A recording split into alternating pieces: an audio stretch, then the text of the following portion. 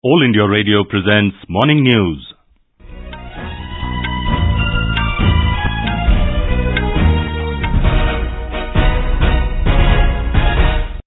Good morning, I am V. Ravi Kumar.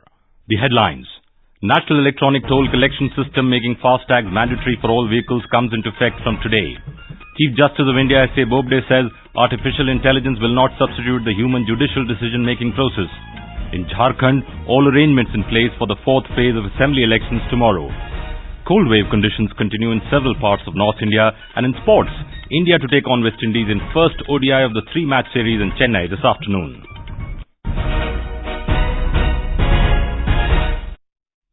FASTags or prepaid rechargeable tags for toll collection that allow automatic payment will become mandatory for all vehicles from today. The facility will be effective from 8 a.m.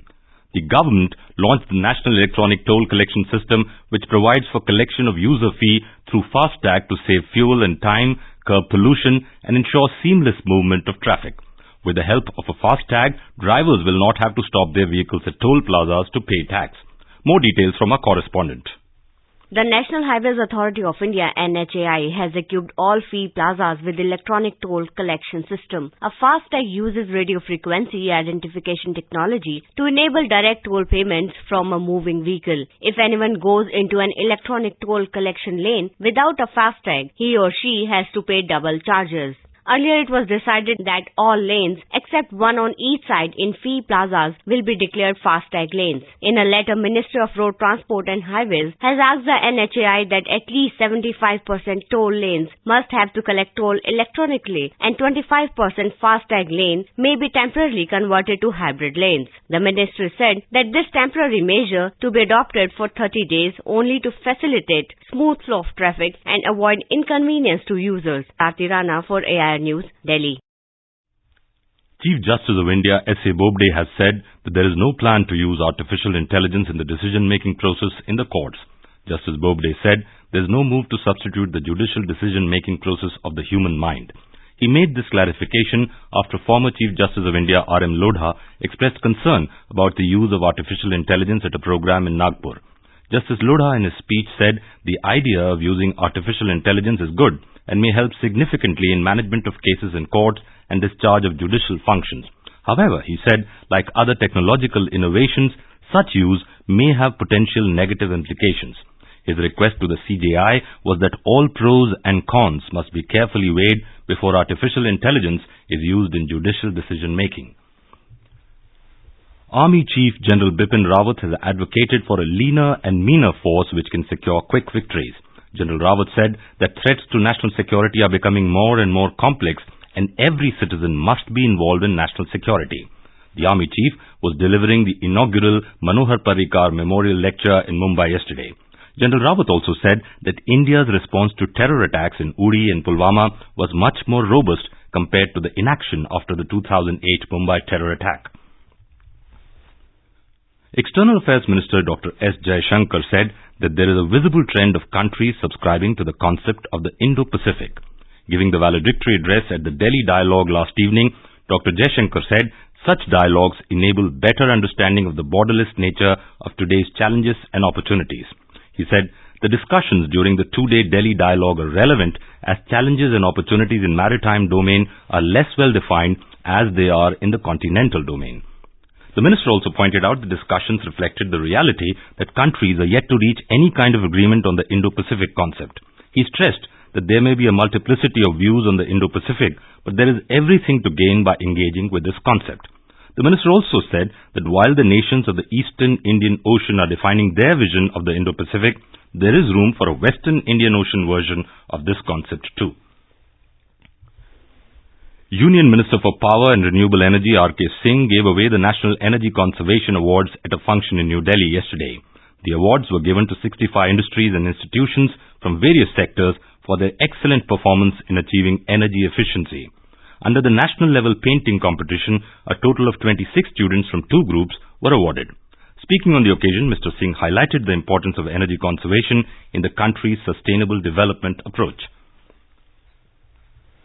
The National Commission for Protection of Child Rights, NCPCR, has issued an advisory to the Directors General of Police of all states regarding the use of children in unlawful activities like stone pelting during protests against the amended Citizenship Act. The Commission said that such use of children prima facie amounts to violation of the right of children under provisions of the Juvenile Justice Care and Protection Act 2015. The Act states that any adult or an adult group that uses children for illegal activities either individually or as a gang shall be liable for rigorous imprisonment for a term which may extend to 7 years and shall also be liable for a fine of 5 lakh rupees. The joint CSIR-UGC National Eligibility Test NET for candidates scheduled to appear in Assam and Meghalaya has been postponed due to the prevailing situation in the region. The National Testing Agency, which conducts the test, announced that the exam in other states will be held today as per schedule. Revised dates for the examination will be announced soon for Assam and Meghalaya. In Assam, the chairman of the Clause 6 committee has assured to submit the report within a month. The members of the committee yesterday held a meeting with Chief Minister Sarbanand Sonowal and his cabinet colleagues in Guwahati. The Chief Minister requested Clause 6 committee to complete the report as soon as possible. A correspondent reports that the centre has set up a committee under the chairmanship of retired Justice Biplab Sarma to prepare recommendations for ensuring the constitutional safeguards of the Assamese people. The purpose of the Clause 6 of the Assam Accord is to protect the culture, language, political and land rights of the people. In Manipur, the state government has initiated rationing system on petroleum products. After the widespread protests against Citizenship Amendment Act in Assam, the step has been taken up by the state government. Talking to AIR Impal, Manipur Minister of Consumer Affairs, Food and Public Distribution K. Shyam said, due to the ongoing protest against the Citizenship Amendment Act, petroleum products could not be transported from Assam. However, there is sufficient stock for over 5 days. Appealing to public not to indulge in panic buying, the minister said under the rationing system, consumers with heavy vehicles are being provided 10 litres of fuel, while the limit for cars is 5 and for 2 litres it is 3 litres each. This is All India Radio giving the news. For quick news updates round the clock, follow us on our Twitter handle @AIR News Alerts. In Jharkhand, all arrangements have been put in place for the 4th phase of assembly elections tomorrow. 15 constituencies spread over 4 districts of Dhanbad, Devghar, Giridih and Bokaro will go to polls in this phase. Polling in the 5 Naxal-affected constituencies of Bagodar, Jamua, Giridih, Dumri and Tundi will be held between 7 a.m. and 3 p.m., while in the remaining 10 seats, voting will continue till 5 p.m. Jharkhand Chief Electoral Officer Vinay Kumar Chaubey said polling parties have been dispatched for their destination. They have been instructed to reach their respective booths by this afternoon. Jawans of Central Paramilitary Forces have reached in respective areas to ensure free and fair polls. Over 10,000 armed security forces of state government have also been deployed. A flag march is being carried out in sensitive areas to instill confidence among the electorate. Our correspondent reports that the leaders of various political parties are campaigning for the 5th and final phase of the polling in the state. Campaigning for the 5th and final phase of elections have been intensified in those areas where polling will be held in 16 constituencies on 20th of this month. Senior BJP leader and Prime Minister Narendra Modi will address an election meeting in Dumka this afternoon. Leaders of Congress, RJD and left parties, Jharkhand Mukti Morcha, Jharkhand Vikas Morcha and AJSU leaders are also scheduled to address election meetings in support of their party candidates. With KK Lal's report, Tanvi Khurana, AIR News. Meanwhile, BJP has expelled 11 leaders from the party for anti-party activities. They include former state BJP President Tala Marandi and former party spokesperson Praveen Prabhakar. These leaders are contesting elections against the party's candidate. This is the second time during the ongoing assembly elections that the BJP has taken action against dissidents. Earlier, BJP had expelled 18 leaders including Sarayu Rai from the party. Cold wave conditions continued to sweep several parts of North India. Rain and snowfall in several parts of Jammu and Kashmir, Himachal Pradesh and Uttarakhand have pulled the mercury down. Dense fog is likely to envelop Delhi, Punjab, Haryana, Chandigarh, North Rajasthan and Uttar Pradesh today. In Himachal Pradesh, following the recent snowfall and heavy rain, residents and tourists have been asked to remain cautious as avalanche and landslides are likely.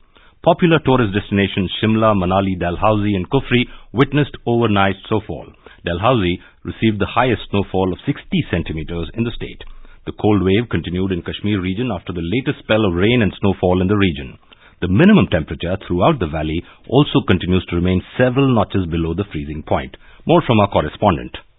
Officials said only trained vehicles in Banihal, Ramban and other areas along the Srinagar-Jammu highway will be allowed to move towards their destinations. No fresh traffic will be allowed on either side of the highway. The Srinagar-Leh highway and Mughal Road in South Kashmir's Shopian district connecting Rajouri and Push districts in Pir Panjal region of Jammu province also remain closed for vehicular traffic. Air traffic resumed yesterday at Srinagar airport after a week following improvement in weather and visibility. The administration has geared up men and machinery to ensure power supply, road connectivity and supply of all essential items and services to the people, particularly in cut-off and far-flung areas in Kashmir and Jammu regions. Tariq Rathar, AIR News, Srinagar. In Rajasthan, cold weather conditions prevail with Mount Abu recording the lowest minimum temperature in the state at 2.2 degrees Celsius. Rains and hailstorms in Uttar Pradesh brought the temperature down to single digits in many areas yesterday. Shahjahanpur and Muradabad received rainfall of 9 centimeters each.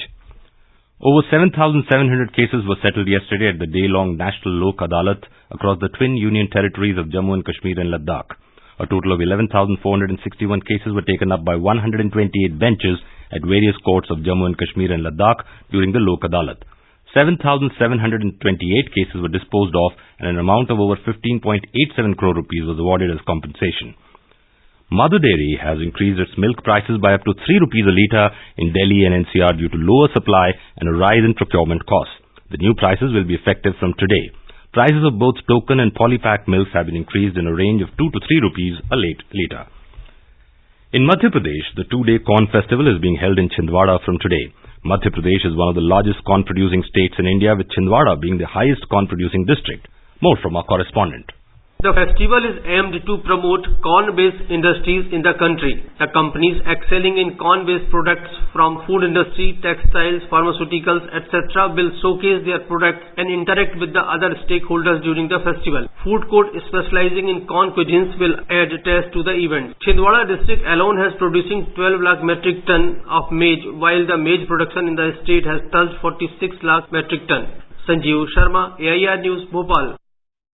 On to sports news now. The first one-day international of the 3-match series between India and West Indies will be played in Chennai today. The match will start at 1:30 p.m. All India Radio will broadcast a live commentary on the match alternately in Hindi and English.